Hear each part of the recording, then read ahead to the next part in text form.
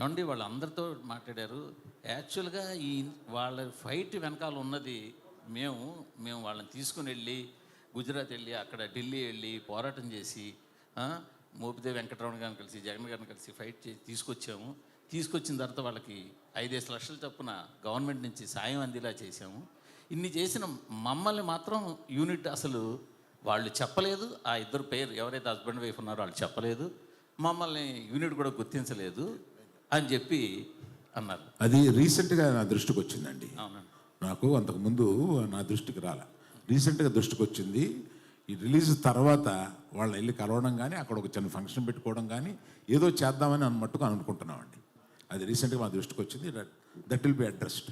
ఇప్పుడు మనం ఉన్న ఈ టైంలో ఎవరికైనా ఫోన్ చేస్తే 5 నిమిషాలు ఎత్తకపోతే ఇరిటేట్ అవుతాం. గంట 2 గంటలకు 3 గంటలు కూడా రాకపోతే ఏదైనా డేంజర్లో ఉన్నారా అని చెప్పి మనకు ఒక భయం వేస్తుంది. అలాంటి స్పేస్లో 30 రోజులు మినిమం కమ్యూనికేషన్ ఉండదు. ఓన్లీ ప్రేమే ఉంటుంది ఆ 30 రోజులు. కాన్ఫిడెన్స్. 30 రోజుల తర్వాత మళ్ళీ అతను వచ్చి నాకు ఫోన్ చేస్తాడు, నేను మాట్లాడతాను. 9 నెలల తర్వాత మళ్ళీ వచ్చి నాతో 3 మంత్స్ ఉంటాడు అనే ఒక బ్యూటిఫుల్ ఎమోషన్ ఉందండి సినిమాలో.